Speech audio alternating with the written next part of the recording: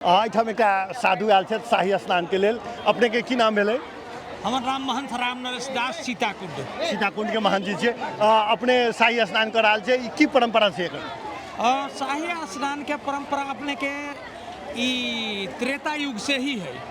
त्रेता युग से एहि लगी है कि जब किशोरी जी के एहिठाम जन्म भेलै तो बिना रज बीज के जन्म भेलखिन, भूमि से जे है से प्रकट भेलखिन।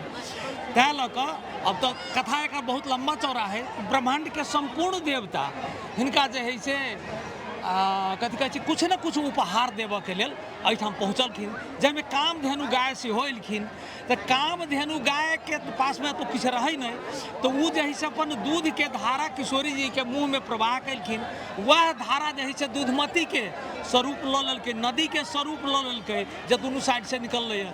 वही समय से ई दूधमती में अपने के ई शाही स्नान के परंपरा है। अच्छा, ई अपने सब जानकी नवमी दिन मात्र अबै छी कि आनो समय अबैत रहै छियै? ओना तो एहिठाम के लोग सब बहुत एहन छथि कि प्रत्येक दिन दूधमती स्नान करै छथि। आ हमहूँ सब समय समय पर एहिठाम जे दूधमती स्नान करै छी।